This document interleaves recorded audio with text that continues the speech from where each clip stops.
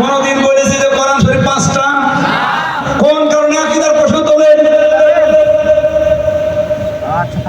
15 বছর তো তোলেননি। হঠাৎ করে আকীদার প্রশ্ন নিয়ে এসেছেন জাতিকে ডিভাইডেড করার জন্য। আপনি কিন্তু মুনাফিক হয়ে মরবেন। কারণ ঐক্য রক্ষা করা এটা ফরজ, নামাজের মতো ফরজ।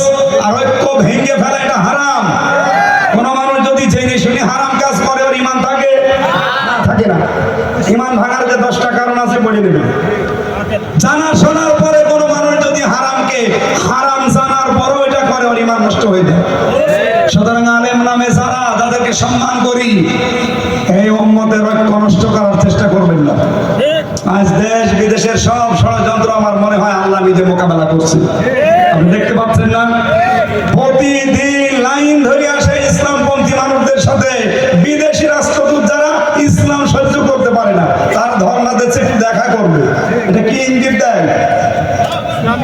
সামনে এই দেশ কোরআনের হাতে আল্লাহ তুলে দেবে। এই কথা বলেন না কেন? আপনি যদি থাকেন আপনাকে নিয়ে যাবে, আপনি যদি মাইনাস হতে চান আপনাকে বাদ দিয়ে কোরআন সংসদে যাবে ইনশাআল্লাহ। আমি আন্দাজে বলি না, সূরা কাসাস 5 নম্বর আয়াত। এই জমিনে যারা জুলুম, নির্যাতন, অত্যাচারের শিকার বেশি হয়েছে, আল্লাহ বলেন আমি জমিনের শাসন ক্ষমতা তাদের দেব। আমি তো এই আয়াত বানালাম। সূরা কাসাস 5 এবং 6 নম্বর আয়াত। এদিকে তাকিয়ে বলছি, এই 54 বছরে যারা ইসলামের জন্য ঈমানের উপরে টিকে থাকতে গিয়ে সবচাইতে বেশি জুলুম, অত্যাচার, নির্যাতনের শিকার হয়েছে, আপনি বিশ্বাস করতে পারেন এবং রাষ্ট্র ক্ষমতা এবার আল্লাহ আপনাদের হাতে দেবে। কেন দেবে? আল্লাহ বলেন অনুমাক্কিনা লাহুম ফিল আরদ অনুরিয়া ফিরাউন ওয়া হামান ওয়া জুনুদাহুমা মিনহুম মা কানু ইয়াহতারুন।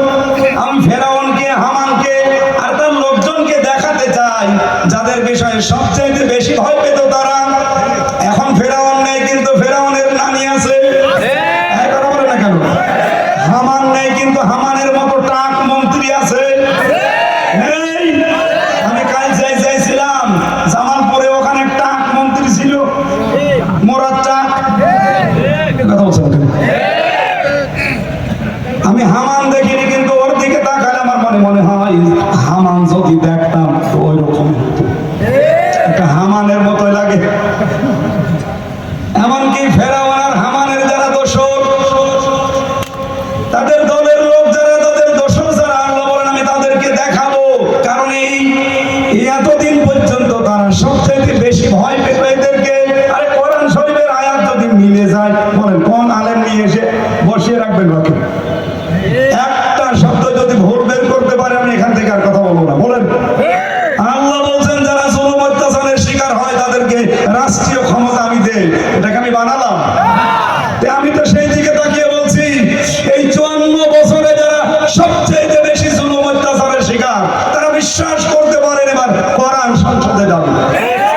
আপনি যদি থাকেন আপনাকে নিয়ে যাবে, আপনি যদি যেতে না চান আপনাকে বাদ দিয়ে যাবে।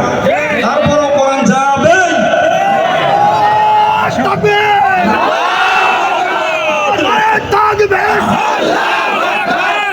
আল্লাহর আইন চাই, সৎ লোকের শাসন চাই।